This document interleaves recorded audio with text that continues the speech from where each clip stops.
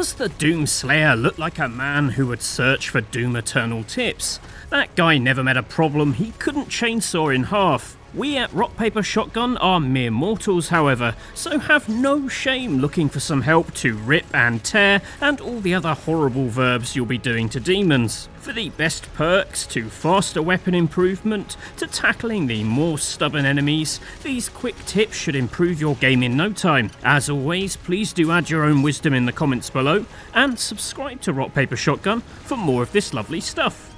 Smaller fodder enemies, like the shambling zombies, do so little damage it's not worth taking them out early on. Instead, keep them alive to use as ammo packs by chainsawing them, or health packs by performing glory kills. The thing to watch out with glory kills is that you don't kill them by mistake with powerful weapons. Rockets, ballistas and explosives will basically turn them into jam. It takes 2 shots from a battle rifle or plasma beam to stagger them for a glory kill, so switch to these if you're looking for health. And a quick note on chainsawing them for ammo, it only takes 1 bar of saw fuel to chop up smaller enemies, and this regenerates by itself, so don't grab fuel pickups for mincing these smaller creatures.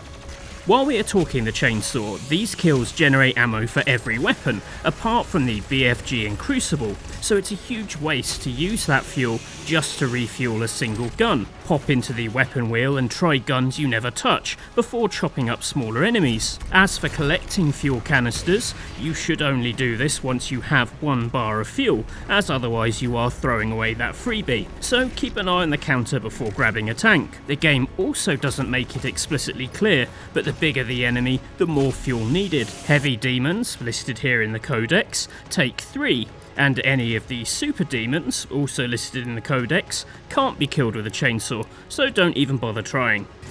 If you're anything like me, the Flame Belch didn't initially get as much love as the glory kills, chainsaw and grenades, as it's over pretty fast and is reasonably forgettable, but the shield shards it generates make a huge difference and can be easily maximised to make the burning a lot juicier. One smart way to use it is to find a cluster of enemies, set them on fire and then run off to carry on the fight. Those zombies will continue to burn and drop armour for you to collect later when you really need it. If things are more pressing, you might prefer the rush of armour from doing huge damage to a burning enemy. For smaller enemies, use a belch and then drop a grenade to explode a gang into a shower of green. Or if you're about to chainsaw an enemy, hit them with a flame belch first to get armour and the ammo. For larger enemies, the flame belch doesn't last as long, so should always be paired with a grenade to cause big damage quickly. I also like to use flame belch on larger enemies when they're staggered. That way the glory kill results in health and armour. Basically, always partner it with a big damage move.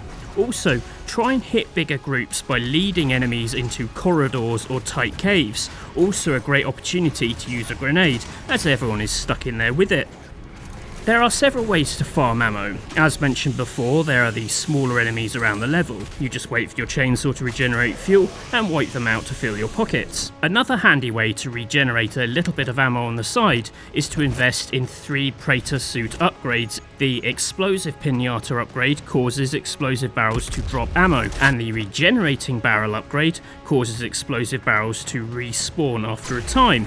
If you want to be safe, you can also buy the Thicker Skin upgrade, so barrels don't melt your face. This ammo farming is particularly useful when trying the secret encounters. These bonus fights tend to eat through your best ammo, and if you fail, you might not have enough to retry. Using a nearby barrel to refill gives you a better shot at success, or you could just fire a BFG into the secret encounter fight, which is basically an instant win in most of them.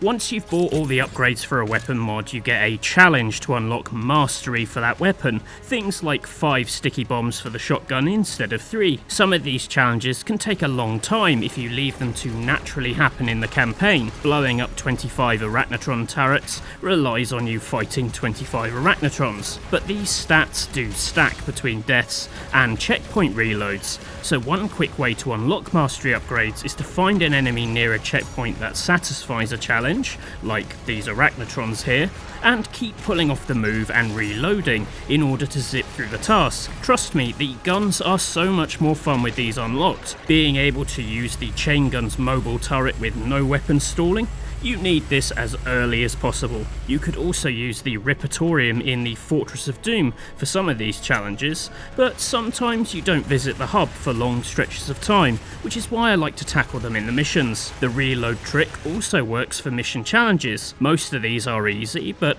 a few that require you to pull off specific glory kills can be easier if you reload the enemy in question. It has the whiff of cheese, sure, but you'll soon drown that out with the scent of demon guts. When you meet most enemy types, you are given a tutorial about their weaknesses, but there are others you can find by reading the index. A Pinky, for example, can be instantly killed with a blood punch instead of targeting the fleshy tail, and the Ballista is extra lethal against the pain elementals.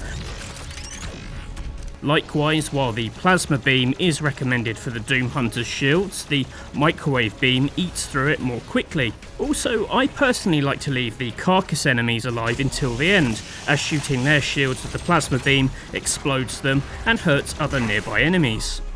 The best rune, at least early on, and so the first you should unlock, is the Chrono Strike. If you watched my Doom Eternal review, you know how obsessed I am with this, mainly because I love slow-mo, but also because it's incredibly overpowered. It lets you slow time in the air when you hold left trigger, which triggers weapons' secondary fire modes. The obvious use is using the jump pads to get airborne, and then using it to aim a precision bolt with the sniper scope of the heavy cannon, or plant a sticky bomb with the shotgun. I use sticky bombs more, as you can attach them to enemy weak points you target with the precision bolt, but you also get that extra damage from the explosion. So use it for things like Revenant cannons, Arachnotron cannons, bombing a Cacodemon's mouth, or the Mancubus arm cannons. It's also good for enemies that are chasing you, like the Hell Knight. Run into a jump pad and then aim down to stick mines to your pursuer. Up in the air, you're a bit harder to hit and you have that amazing read of the battlefield. But you don't have to rely on the jump pad. A simple jump in the air is enough to trigger the move, and if you hold the left trigger as you hit the ground, you'll remain in Chrono Strike for a few seconds. This is great for jumping, whipping out the chain gun mobile cannon, and then unleashing hell in bullet time. Does it help you much? Maybe not, but it is cool. Speaking of slow-mo, don't forget that the game enters slow motion when you are in the weapon wheel, but you remain in control of your character. It's not the best way of dodging projectiles and such, but it can be useful for getting a read on the battlefield, taking the time to see what is trying to kill you, and working out which enemy to target first. Speaking of other runes, I like to use the remaining slots for Saving Throw and Punch and Reave. Punch and Reave gives you more health drops from enemies killed with the Blood Punch, making it really useful for attacking groups of smaller enemies if you don't have chainsaw fuel. Also, Blood Punch does get stronger throughout the campaign, gaining more charges once you've killed a certain boss, for example, so it becomes a stronger weapon. Saving Throw is the slow motion burst of speed when you're about to die. It only triggers once per life, but can save you in a tight spot during longer fights. The important thing with this is to use that slow motion window in a smart way. Use that time to escape from whatever it was that killed you to begin with, or even better, target the closest fodder enemy with an easy glory kill. Don't try a dramatic slow motion last stand against a super demon. You are neither Butch nor the Sundance Kid. Doom Eternal has 8,000 upgrade trees. Okay, technically 4, but it feels like 8,000. The most important one is Sentinel Crystals, as these not only increase health, armour and ammo, but unlock passive buffs. For this reason, once you start collecting Sentinel batteries to open new rooms in the Fortress of Doom, the first things to unlock are the 2 Sentinel Crystal rooms, which are here and here on the map. Once you open them, focus on ammo upgrades first, as the initial ammo count on the guns is brutally small. Once you've got ammo upgrades, you should pick upgrades that unlock good buffs. I really recommend Loot Magnet to hoover up stuff at speed, and Belch Armour Boost to speed up flaming armour drops. As for the Praetor Suit, I actually ignored all the exploration upgrades until the very end, as I found the regular map very generous at marking power-ups. As long as you move around each room, your radar should ping most question marks. It's a matter of personal taste, but these feel like a waste early on. For me, the really important ones are Faster Dasher, which recharges dash quickly, Hit and Run, which refills dash on a glory kill, great for getting in and getting out super fast. I then bought all the frag grenade powers, saving up early for frag stock up. Dropping 2 grenades in succession is brilliant to pair with Flame Belch in a tight space. If it doesn't kill outright, it will shower you with shields. Finally, as mentioned before, regenerating barrels and explosive pinatas are good for some cheesy ammo farming. Honestly, don't sweat the Praetor Suit upgrades. By the end of the game, I had more Praetor coins than I could actually spend. For my money, the Marauder is the hardest enemy to kill in the game. He's not a massive threat compared to some, but he's often the last enemy standing, just because you didn't have time to deal with him. Fighting this guy is like a duel, as the best way to hurt him is to counter him when his eyes flash green. It means he will drop his shield and attack you head on. The in-game tutorial recommends medium distance, as he uses a shotgun up close and a red projectile far away, but I find the best way to take him down is to keep far away. For one, his red blast is easy to dodge with a sidewards dash, and after he fires it, he'll often charge towards you and go into a green eye attack. It makes it really easy to predict the move and hit him with the super shotgun. This staggers him and lets you take a second shot. Now use dash to create distance and repeat the whole process. You can actually hurt him with grenades and by shooting rockets past him and using the remote detonation modifier to hit his back, but this takes a lot longer and forces you to constantly hunt for more ammo. The other enemy I hate is the Archvile, because he raises a legion of super fast, super deadly demons that won't revert to normal until the Archvile is dead. For this reason I save my Crucible charges for this guy and this guy alone. The ammo for this sword is ultra rare, but it's one hit kill for anything except the Marauder or the Hunter, and is easily the quickest way of bringing down the Archvile, short of the BFG, but ammo for that is even more rare. I don't think I used the Crucible for any enemy apart from the Archvile, and it made my battles so much easier. Finally, and this one is super cheap, if you are struggling with the Slayer gates, which are needed to get keys to unlock the Unmaker weapon in the Fortress of Doom, just whack down the difficulty before you jump in. You can change the difficulty without resetting a level, and these are an absolute doddle on the easiest difficulty. It's cheap, but sometimes cheap works.